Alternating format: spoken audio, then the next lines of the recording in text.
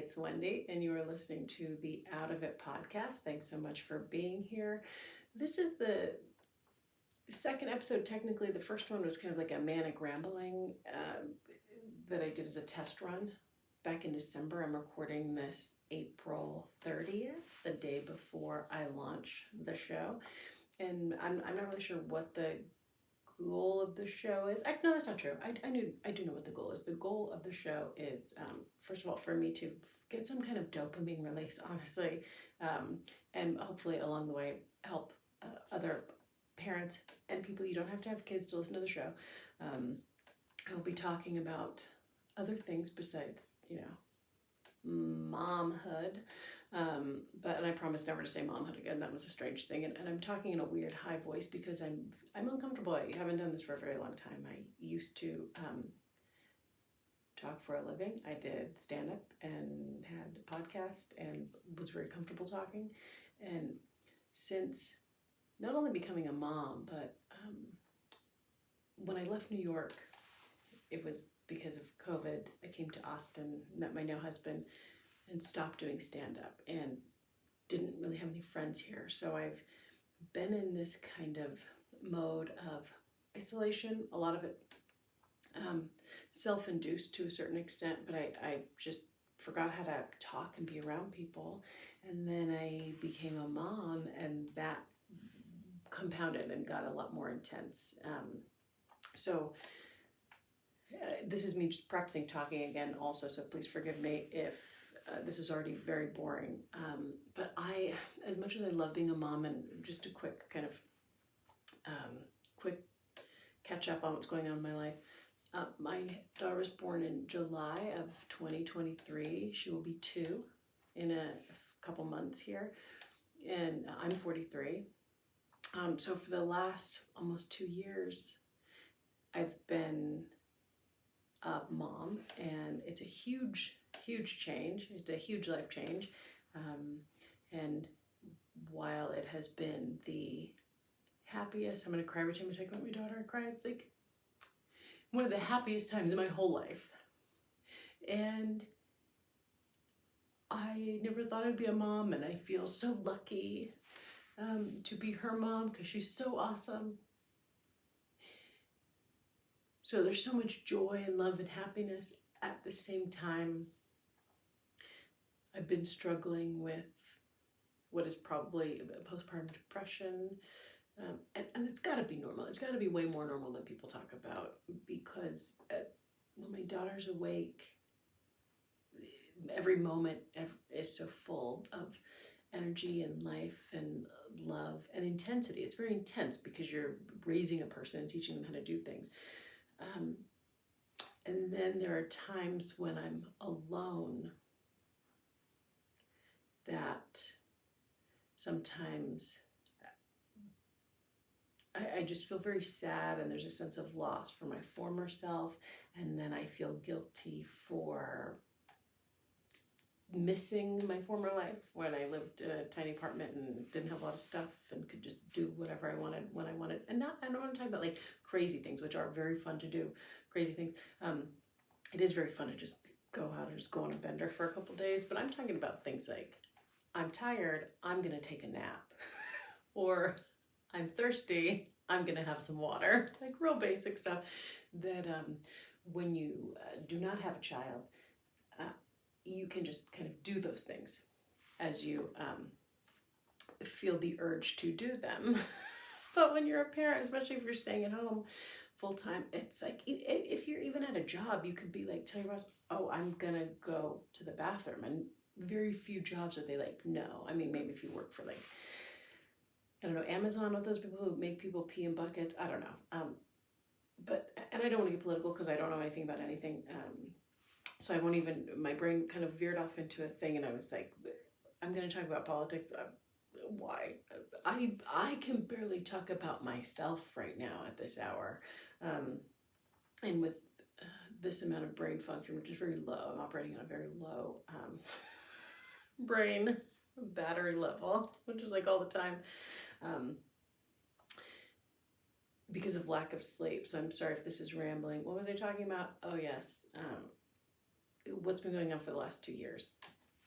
So I'm just adjusting to this new role as mom, and then feeling guilty for the times that I want to be Wendy, which is my name. I have to remind myself, mom. So we have to remind ourselves our name is not actually mom. It's, well, you know your name. You know your name. I'm not going to say it for you.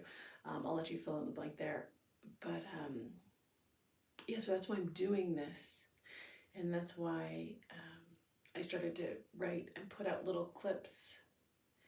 And it sounds silly, but like, it does help me feel better. And not just like this. Before I started doing the podcast, I'm trying to just amp myself up in little ways, just for the day.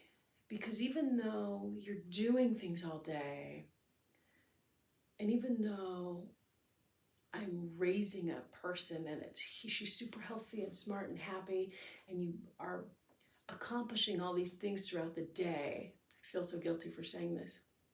But like, a day would go by and I would feel like I haven't done anything, because I hadn't done anything for my ego. And not in the sense of like, oh, a big ego, and that, like, the psychological sense of anything to boost my sense of who I am as a person in relationship to the world and all that kind of things, and all those kinds of things. I can't make sentences. I don't know, like, noun verb agreement anymore. Anyway, but I'm great at colors and numbers. And shapes. I'm getting really good with shapes, and I'm impressed with myself for that. Okay, bad joke, bad hacky, who cares, whatever. I'm getting back in the swing of things. And if you're a parent, I try not to say mom all the time, because I know there are like dads who stay home, but it's mostly moms, and we're the people going through pregnancy and childbirth, and for nursing, and those specific circumstances come with wild hormonal and chemical changes and physical changes, which there's no way that those kind of changes don't completely just like fuck you over in a lot of different ways, that we may not even realize that they're happening to us, and we just interpret it as like, oh, we're just crazy fat losers who are getting dumber every second. Anyway, but I just found myself at the end of the day feeling like, oh, I haven't done anything. Because before becoming a mom, I worked, and you're used to, even though you go to work, you're like, this sucks. It's like there is a sense of accomplishment. You get a dopamine release going to a job, even if it's a job that sucks and you hate. You get a dopamine release going there, earning money, clocking out. Because part of your brain is like, hey, I did a thing. I have a goal. I set a goal, I accomplished it. So dopamine, I set a goal and I accomplished it, not accomplishment. So something that I started doing maybe like 6 months ago, because I was feeling super depressed, and I know antidepressants are there and they're an option. I am bipolar. I have been diagnosed by a couple different professionals, and it's the mild kind. I joke, it's like the fun kind of bipolar, but I run a little hypomanic, which is mostly great.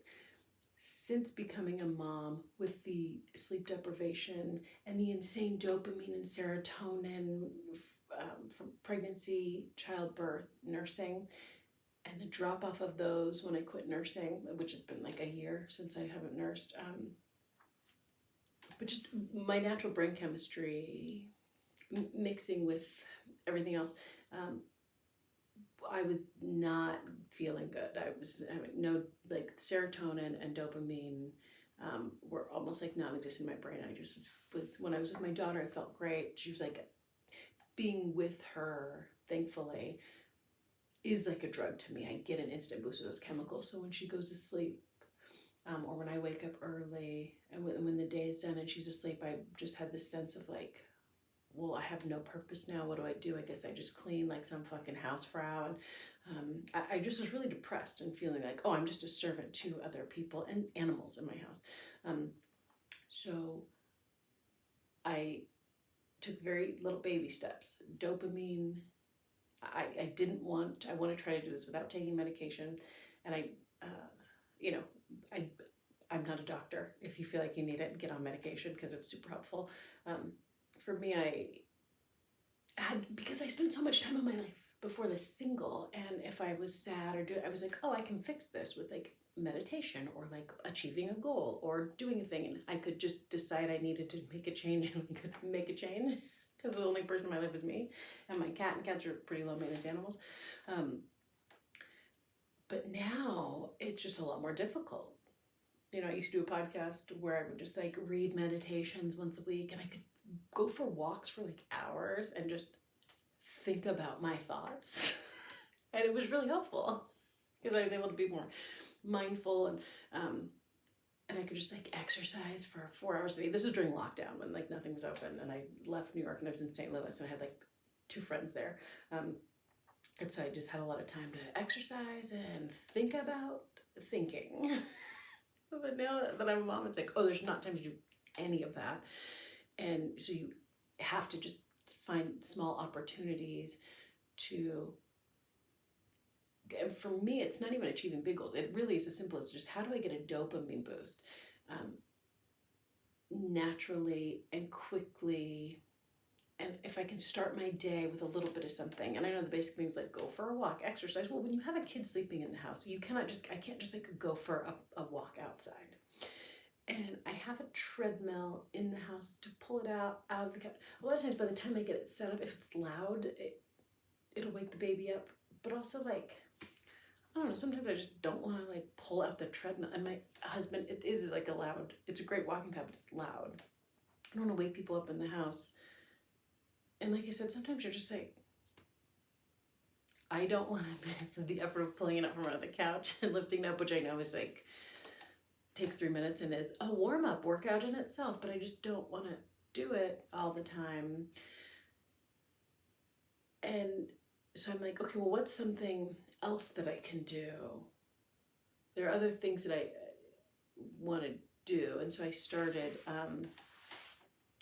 Duolingo, which is pretty good. My brain is also already faltering, sorry. I started, just pick a goal, pick something. I've always wanted to learn French, and I need to brush up on my Spanish. And also, these are things I want for my daughter. So something that was very helpful for me is waking up earlier. Now, that's why I always forever will have these bags under my eyes. And I know it's hard, especially when your baby is like, before their sleep is really regulated. This whole like, I'll wake up at 5 and do things doesn't really work, because they might wake up at 3 in the morning and then you're up. And but now that my daughter's sleep is a little bit more regulated, and if you just had a kid, like, it will happen. I'm able to go to sleep around 10, and then I wake up between 10 or 11, and then I wake up around between 5 and 6. And so I've been slowly like, you just start just by waking up. Even if the first like month I would just wake up early, I wouldn't do anything. I'm like, I'm not trying to work out. I'm not trying to do a French lesson or read a book. I was just like, let me just get out of bed early while it's quiet and stand alone and drink coffee in silence. And while the coffee is at a nice temperature. And I would wake up, I'm not unloading the dishwasher. I'm not doing laundry. I'm just going to stand here for 15 minutes and stare blankly and drink coffee. If the weather's nice, go in the backyard. I'm lucky enough to have a backyard, but just, get some fresh air, open a window, stand by it. I lived in apartments for all my life before living in a house. So if you're in an apartment, you can still do all of these things, but like, you got to start small. And so that's this episode. I don't know how long I did. It's already rambling probably. That would be my suggestion to you. Let me look to the camera if you're on YouTube. Hi, or here. Hi. Actually, this is not going to be clipped out. Hi. If you are struggling with any type of anxiety, depression, just feeling like you're losing yourself as a parent, especially as a mom, you're not working, you're home with the baby. Like, first of all, don't feel badly about it, because just because you want to be you doesn't mean you don't love your kid. That's such an insane thing. And that's another thing, is I feel guilty about, I remember my husband said to me, and I know he wasn't trying to be mean, but it was his choice of words. This was early on. He made some comment about like how unpleasant it was to be around me, especially late at night. He's like, you know, when you've been with the baby all day and you're just real stressed out and, you know, you want to be anything but her mom. And I thought, well, that's not true. Don't throw him under the bus for saying that. It was you know, and I'm like a real bitch since I become a mom. So this is not like me being like, oh, I'm just always super nice. Like, I'm like very unpleasant to be around unless you're my daughter. As soon as she's away, I'm like, fuck this shit. The animals, I am cool with the animals, but it's like, you have to let it out because I can't let it out at my daughter because she's a baby. So it feels like you're on the clock at Disneyland when you're a stay-at-home mom. You're just holding things in all day and you just, okay. And then as soon as the baby's gone, you're like, I just want to have a glass of water. Honestly, I just want to have a glass. I can't have a glass of water out, look, because it is breakable. Now she can like grab things. Anyway, the point of all that is to say, it can feel to other people sometimes, or seem to other people like you don't want to be a mom and you don't love your kids when you're tired and stressed out. And that's not the case. And also we have to remember, it's not our job to inform other people about how we're feeling all the time. And also we don't have to qualify every complaint or every admission of sadness, sorrow, sense of loss for our former self. We don't have to qualify any statement like that with, but I love my kid. I love being a mom. It's like, well, no shit. You know what I mean? I'm so tired of doing that. I'm getting like in the weeds here, and I want to cut this short because I'm trying to keep us on a sleep schedule. My daughter will sleep super late all day and then go to sleep late at night. So I do want to wrap this up. What was the point? Dopamine. Let's do a goal setting thing. So the goal for this week or today, I don't know how often I'm going to record. I'd like to do it every day, even if it's like 5 minutes, just for my mental health. And you do not have to listen to all of these. Let's do like a dopamine setting thing. And I'm sorry for the sounds. I'm dragging a glass of water across my kid's drawing table. So I'm sure that sound transmitted to the recording. So let's focus on small ways that we can increase our dopamine. Okay, this is something else that I started doing a few months ago, and it's very helpful. I don't know if this would be helpful to other people. And again, you don't have to be a parent to do this. Dopamine.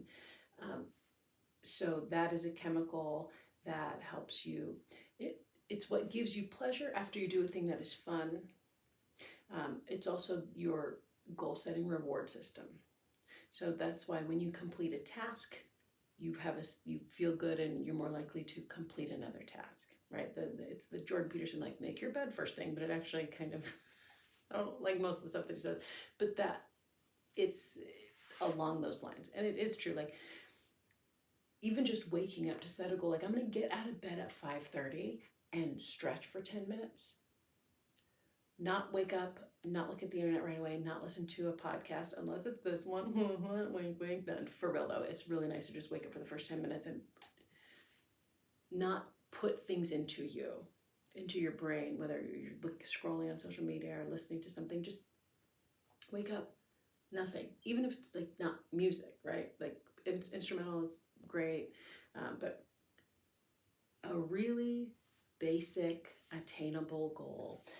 None of this like, all right, starting tomorrow, I'm waking up at 4:45. I'm gonna run for 35 minutes, and then I'm gonna fast until noon. It's like, if you're like totally alone and single, you can do that, because when you wake up early and you fast, like you're in like a pretty shitty mood, and you have to be like upbeat. You don't have to, but it's nice to be upbeat and in a good mood when you're raising a child. Plus, I'm cooking for the baby all day. I'm like making snacks for my kids. So like, I'm constantly just kind of also snacking mindlessly. I'm mindlessly snacking all day and it's wonderful. For now, we might change it later, who knows? Anyway, the point is like set attainable goals. If you set these big, grand, like life-changing goals, you have these big schemes, you're most likely not going to achieve those. You're going to fail at hitting those targets, and then you're going to feel sad and shame, and that's not what we're looking for. We're looking for ways to boost our self-esteem, boost our dopamine specifically. So tiny goals, a tiny goal, waking up at a certain time, or whatever it is for you. If you're like, hey, I really want to read more. Okay. And again, it's not, I'm going to read 2 chapters. No. I'm not going to read this. I'm going to try to digest this really intense novel. Especially if you're like just had a kid or whatever it is, if you're out of the habit of doing a thing, it's hard to get back into it. Like this episode should be way shorter because I'm sure this is fucking terrible. But like, it will be shorter down the road once I get focused. But like, pick a small thing. Maybe it's something that's only going to last 10 minutes because maybe you only have 10 minutes. And that's the goal. Nothing else. And let's see what that does for you. And let's see if you feel better. And let's see if you can start to, then you build on that over time. But just pick a goal, okay? For me today, mine was to sit down and record this episode. I'm sorry if it's bad and you don't like it. I hope this was helpful. If it's not, feel free to never listen again. And I do feel a little bit selfish because this episode is 100% just for me. To get it out of my system. And I probably shouldn't release it. But, content is content is content is content, baby. So that would be the goal for this episode. And this week. So let's try that.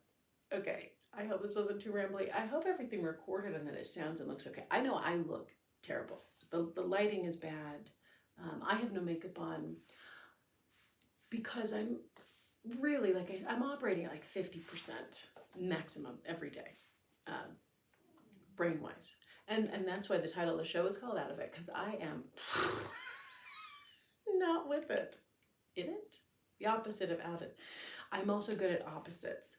Shapes, colors, numbers, and opposites. In and out are opposites. All right, that's going to do it for me. Thank you for helping me achieve my dopamine dump for the day. I hope I'm able to help you do the same. And hopefully I will talk to you again soon. All right, thanks. Bye.